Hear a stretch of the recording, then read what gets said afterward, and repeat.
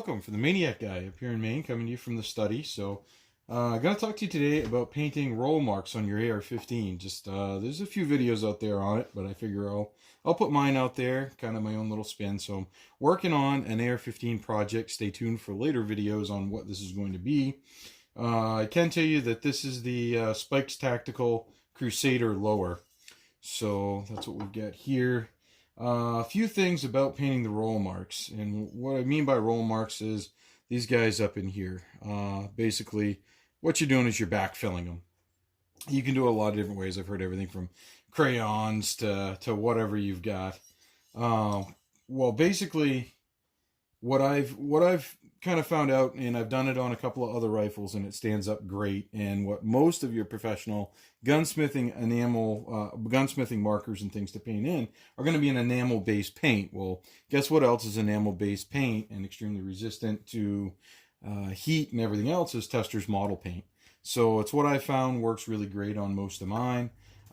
Basically, some of the things, just a few tips. You're going to want to have kind of a stripping agent to get all the oils and things out of your receiver, out of these little marks before you paint. Otherwise, it might not hold for you. So basically, a few things you're going to want. I just use good old Ronseal lighter fluid. You can probably use alcohol, just about anything. You can get in there. It evaporates very quickly, so it'll take all the oils and stuff off. You want to clean and sanitize the surface with that first. You want to have some oil handy for after your job is done. That's not necessarily a must-have, but I just kind of, once I've been handling this, it is gunmetal, so once I've been handling my receiver and stuff, I like to put some oil on it after everything's all done and cured. Different people use different methods, paint brushes, whatever. I found that toothpicks, just your standard everyday toothpick, actually works great for stirring up your paint and applying it. Other than that, you want to have some napkins handy. I've got some shop towels here. And that's basically what you're going to want to have for just kind of general cleanup and things like that. So I've already sanitized this stuff here. So what I'm going to do is I'm just going to take you guys through really quick. Oh, and one other thing you're going to want to have is you're going to want to have a business card or something like that. Works really good for kind of a squeegee to clean the paint off as you're backfilling it. So just kind of stir your paint around to make sure it's not separated. Then we're going to come over here.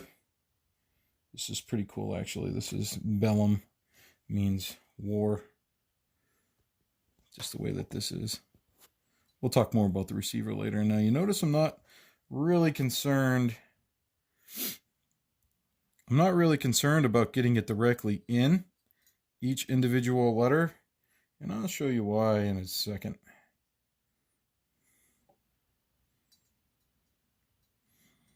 I decided to go with red on that one. We've kind of got peace, war, and God wills it, kind of by the Crusader theme. Just put that aside.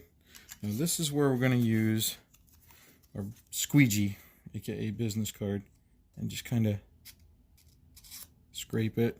It's going to take you a couple of scrapes to kind of get it where you want it. We're just cleaning off the excess here.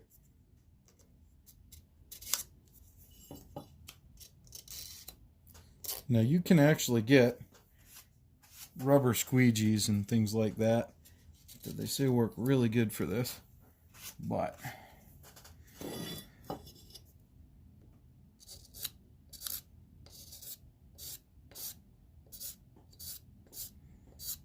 business cards seem to do the trick. So now I'm just going to take a little bit of this here, and now we're going to get a little lighter fluid. I'm not going to saturate it, just paint it a little bit, and we're just going to clean up around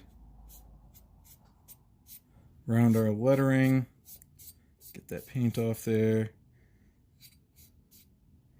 And we're going to go really lightly over the lettering.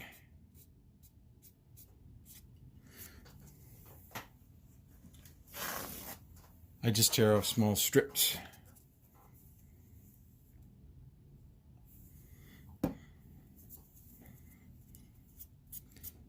Another big thank you to my cameraman here, who has got a really steady hand. My son does a great job kind of videoing all this stuff for us.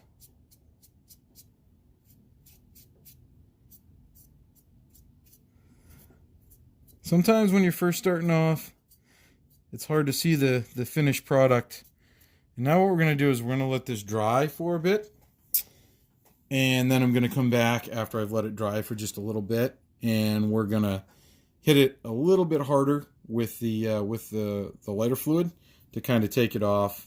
Kind of take off that surface where we don't want it. And what will happen is it'll skim right over the top of those roll marks. And it'll only leave behind what we want in there. So don't doubt yourself with this stuff, and it's only paint. So, if it looks like it's not coming out the way you want it, then just hit it harder, take it out, and retry it. So nothing's the end of the world with this stuff. But, all right, that's all we've got for now. We're going to kind of do this in a time-lapse way, and we'll bring you guys all the way through to the finished product. All right, so here we are, kind of jumping ahead. I've been working on this for a couple hours. Given, all said and done. So as you can see, we got the color marks all done on both sides here, and this is the English translation of the Latin on the other side there. The peace, war, and God wills it to kind of go with the Crusader theme. Flip it back over here, and this, of course, is the Latin part over here. So. And yeah, so pretty much this tutorial is for painting roll marks, backfilling roll marks. It's not really about what this rifle is going to be.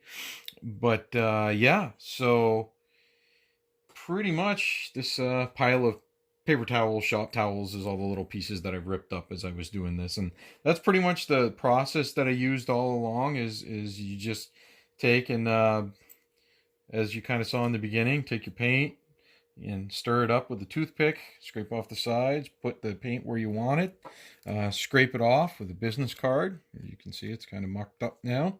Probably don't use a business card you want to reuse.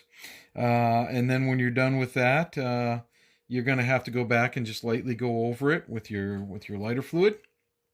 And then don't get discouraged. You're going to see a little discoloration of the metal and stuff. But that's why I let it dry for a little bit, and then I'll hit it again one more time with the lighter fluid, take any of the extra smears or anything like that off, and clean up the lettering. And then let it dry for another few minutes, and then after that, go ahead and just hit it really lightly with your...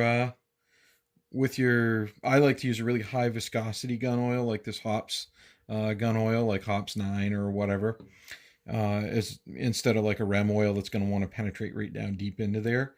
And that's pretty much it, guys. So hopefully you found this beneficial. I'm really happy with the way that she came out. Hopefully this is something that you might do, but like I said, it's a lacquer based paint, an enamel based paint, I'm sorry. So this is going to stand the test of time. It's going to stand through water, heat, oil, whatever for cleaning, and I can almost guarantee you it's gonna be good for you for a long time. And if it ever does chip or anything, guess what? Hit it with some thinner and get right back in there and redo it. So, but I've had one of the ones I've done for right about 5 years, 6 years, and she's still going strong. So, all right, guys. Well, thanks again for watching, and stay tuned for further progress on this rifle. But until next time, from the Maniac Guy up here in Maine, have a good one.